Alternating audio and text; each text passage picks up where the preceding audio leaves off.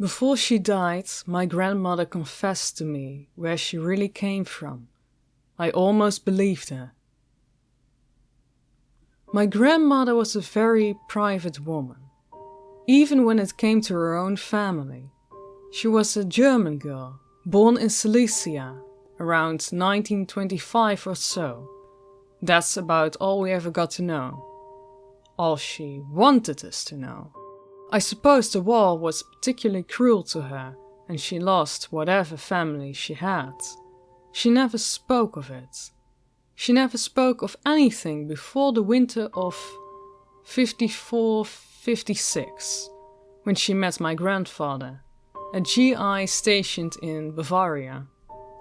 She's been tacking west, away from the Red Army, like so many other refugees. A whirlwind romance ensued and she came back with him to the States in early 47, though I'm not sure the desire to get out of a shattered, conquered nation that held nothing more for her played as a big role as her love for Grandpa. Not that I begrudge her that.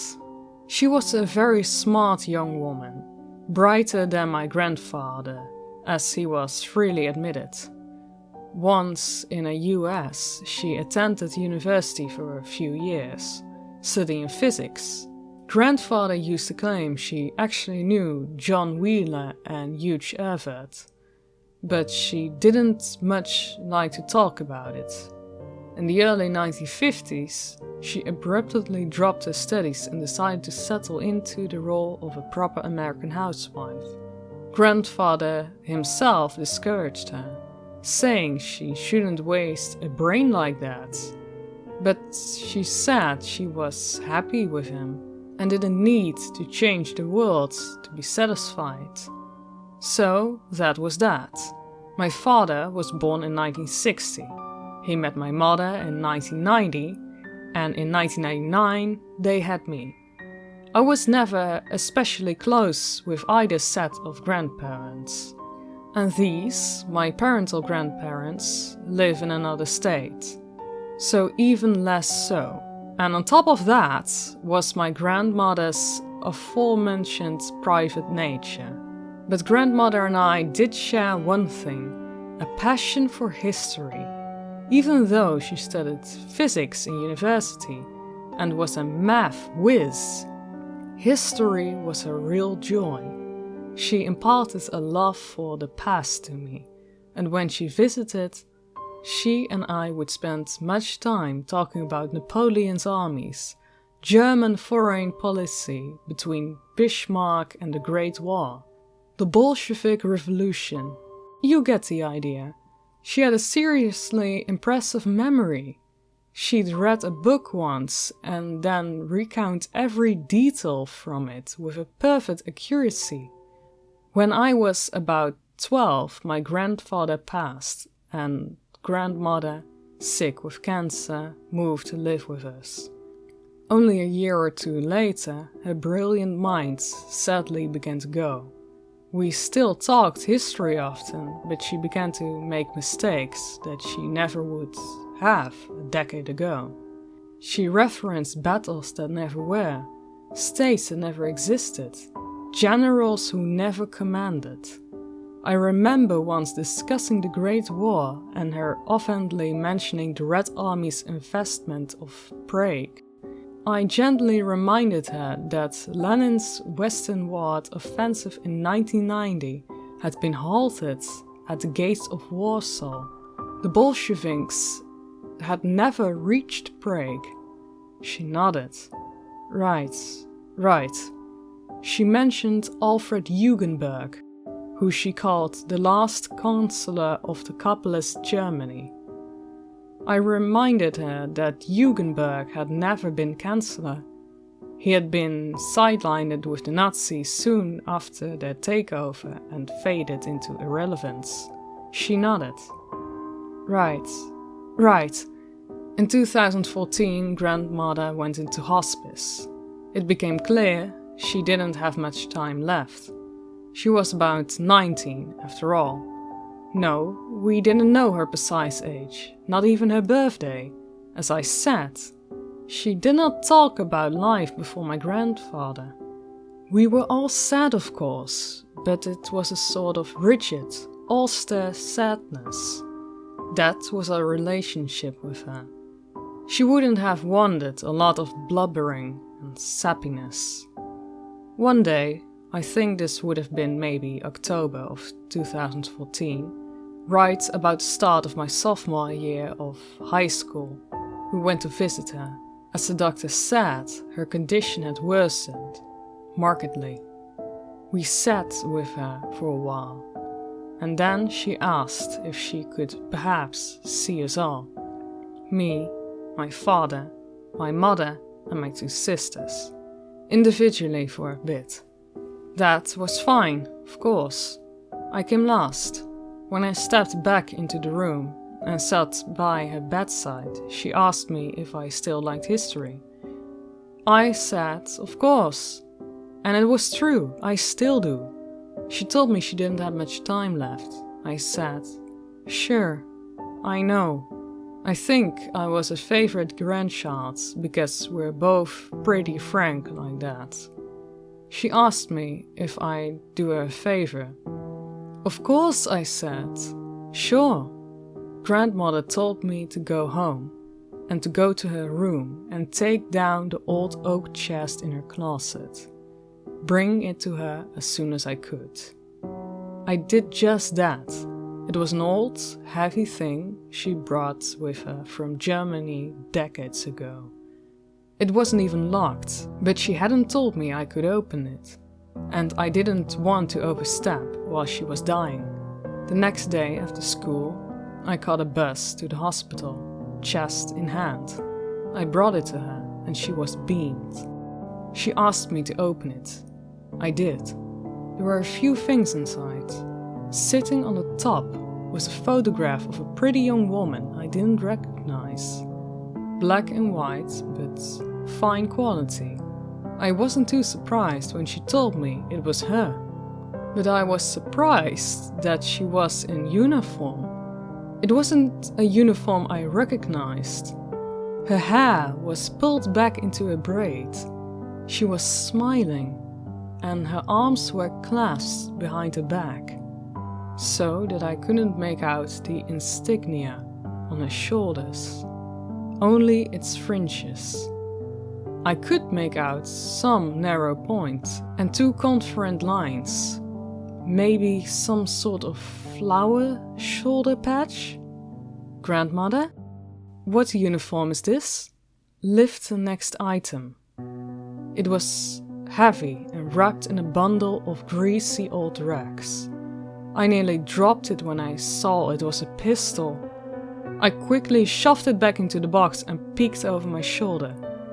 I'm pretty sure firearms are not allowed inside the hospital.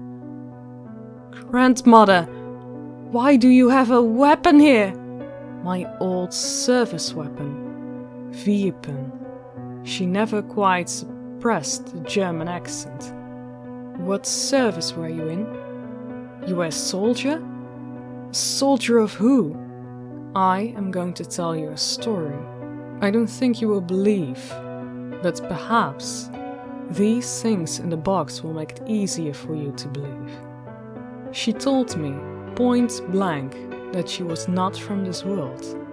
She had been born in Silesia in the late 1920s, she said, but not our Silesia, and not our 1920s. I won't go into the minutiae of the timeline she described to me, because we must have sat there for hours as she went over it. And as she did, she sounded entirely lucid, and not the least bit of senile. The gist of it was that, as our world, the Nazis had risen to power in Germany, but World War II had begun a few years late. Hitler steamrolled Europe, but as he did in our world, except, and this is the great point of the divergence, he then steamrolled the USSR too. Some years later, in the early 1950s, after years of grinding down the British economy and battling its famed navy, the Nazis managed at least to pull off the impossible, an invasion and occupation of the British Isles. My grandmother said she had been active in the resistance to the Nazis long before Hitler even took power. She fled Germany and went to Soviet Russia when the flight could no longer be continued at home. Thence to Britain when the Wehrmacht conquered the USSR. When Britain fell, she and thousands of others who could not continents, living under the Nazis' boot, ran further to South Africa, in hopes of carrying on the struggle from there. I asked her what the uniform was. Then, she said it was the uniform from the Joint Committee of Military Sciences, a collaborative research and development effort between the governments in exile of Britain and France, and a number of countries fighting Nazi Germany. Since she had been student of physics, she was required for a GCMS. Days grew darker still. The Nazis seized old French Africa and used it as a springboard to assault South Africa and beyond. Victory of the Allies became a pipe dream, but for one man, a Russian scientist, my grandmother said. She did not name him, but she said he was brilliant, perhaps the most intelligent man ever live. He discovered that there were other worlds, perhaps infinite, many worlds, running parallel to each other through eternity, and what's more, he discovered how to move between them. Grandmother told me to take the papers out of the box they were in. They were thin, onion skin papers, the type people use to sketch schematics. They were covered in wild, impossible equations and untraceable blueprints. It meant nothing to me. I was a kid, struggling to keep a C in algebra too. This was a plan, she said. Their world, my grandmother's world, was lost. They could fight no more, so they would send someone, a single person. That was all the great Russian scientist's primitive machine could handle, into another world. Our world. This world. Our world they designated. World 38. Ours was a world that had defeated the Nazis, and so knew what horrors a Nazi victory would bring. My grandmother would be sent with the blueprints for a good doctor's machine. Once there, she would convince our generals and statesmen for her mission. Once here, she would convince our generals and statesmen of her mission, and with the help of the great scientist of World War 38, improve the transporter so that it could bring roughly not only one person, but millions. Once this was done, the armies of our world could march into hers, liberated forever from Nazi tyranny. She had stepped into the machine, she said, as artillery shells rained down on Johannesburg, and the Waffen-SS battered it at the gates. Her colleagues would destroy the machine as soon as she went through. They could not risk it falling into the hands of the Nazis. Only the schematics which she would bring into her world, World 38, would remain.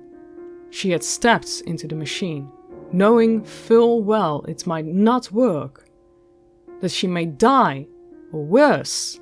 She had saluted her comrades. The room shook under the payload of Nazi warplanes. But it did work. She stepped out in spring 1945 of our world. The Third Reich was crumbling. Hitler had shot himself. The Allies were rushing deep into Germany. Horrible, rapid-led with death, but for her a near utopia. But now had a mission to reconstruct the doctor's machine, to liberate her world. That was why she had come to America, she said. Though she insisted she did love my grandfather. That is why she sought out the wisdom of great physicists at America's vaunted universities. But it was hopeless. No one would believe her. No one would take her seriously. Not even Everte, the father of the many-world interpretation, seriously considered the plans of her fantastic machine. So, in the end, she gave up. Settled in for a quiet life with my grandfather. I believed her. I did. How could I not? She was an old woman. She did not make up stories, not to tease her grandchildren. The tears in her eyes were certainly real. And how else would I account for the photograph of her uniform, the blueprints?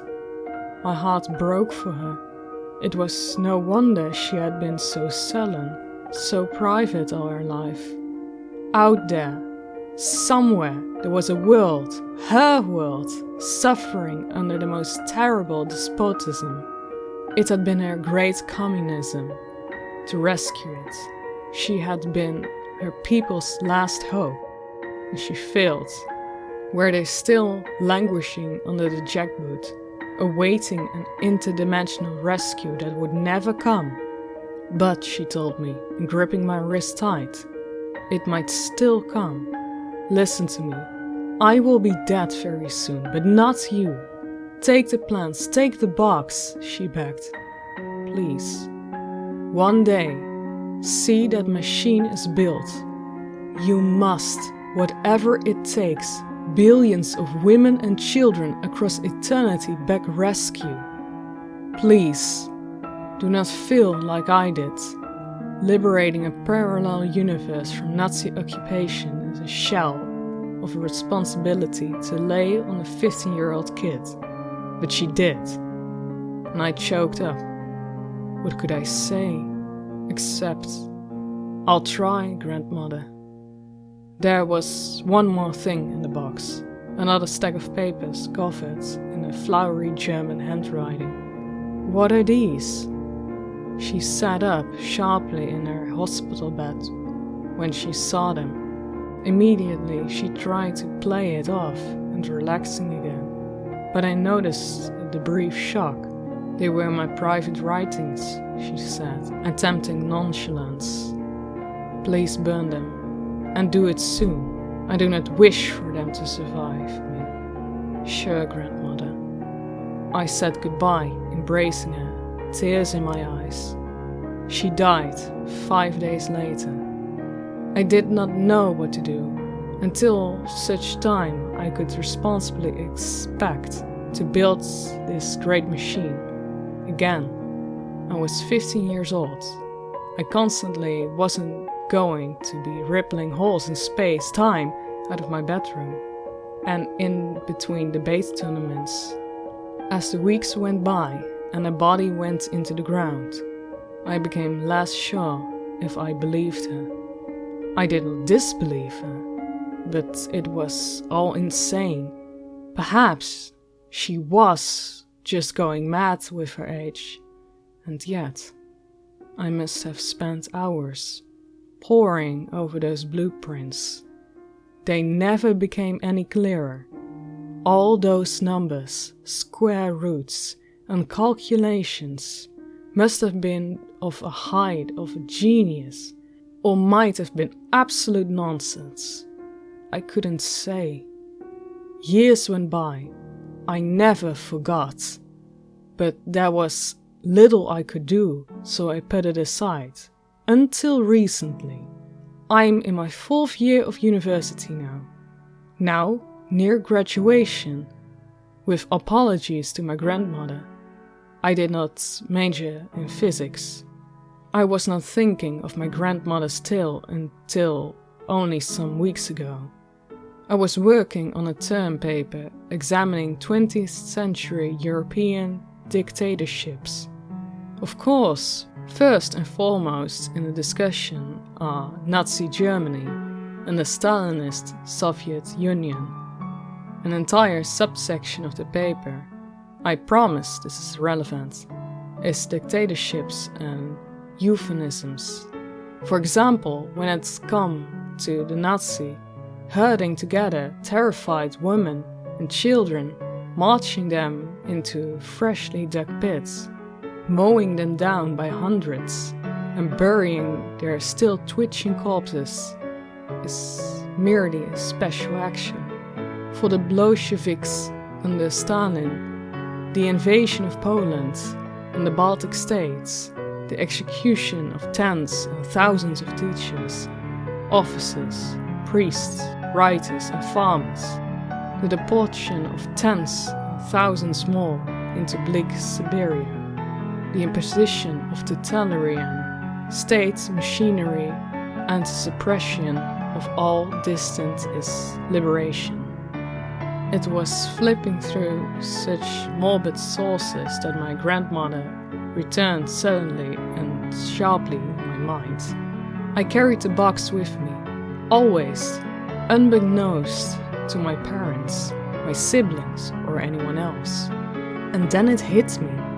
I was in university now. I might not be in physics myself, but there are plenty of brilliant mathematicians on campus, at least a few, I know, who had published on multiverse theories. If my grandmother wasn't insane, if I really did have some duty to free her world, where better to start building this grand machine than here? I went to my apartment closet and received the box, which I had not opened in years. The first thing I caught my eye were her private things.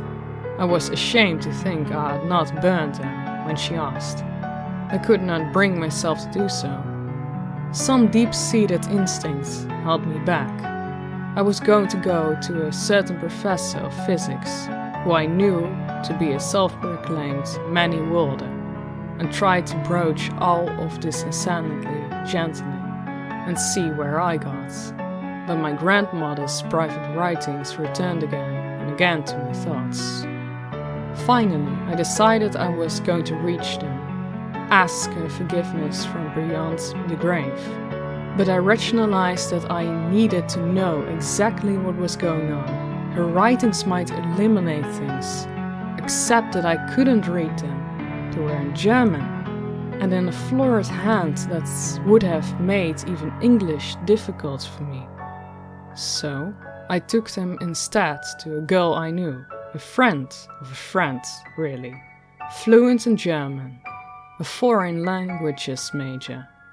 She asked me what they were and pointed out that they looked odd. I told her it was a speculative fiction work, written from the point of view of a young woman sent from a world nearly conquered by Nazis to ours, in hopes of rescuing her own universe. She asked if I could clearly write fluently in German, what I needed her for. I told her I hadn't written it. She asked how I knew what it was about if I hadn't written it. I hadn't thought that far ahead. I asked her to please just tell me what it said. She began to read. She finished quickly. There were only about 5 pages. She looked back up at me, rather nonplussed, kind of bored. She thought it was just a story after all.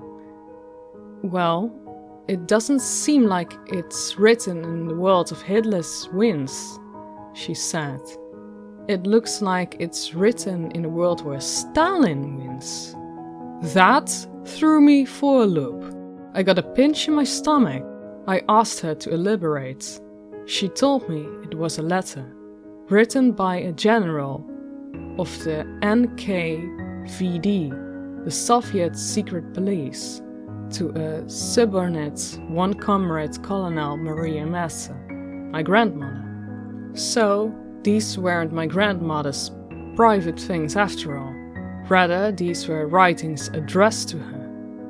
This girl told me that it seemed, in the world of the story, somehow the Soviet Union had established control over all of the planet. There was reference to Mexican, Yoruba, Germany, Kurdish, Japanese, and even New England Soviet republics. There was not enough information to reveal precisely how this had come to pass, but somehow mankind was subject to a globe-spanning Stalinist dictatorship. I still hardly understood. My grandmother had lied to me about the world from which she had come.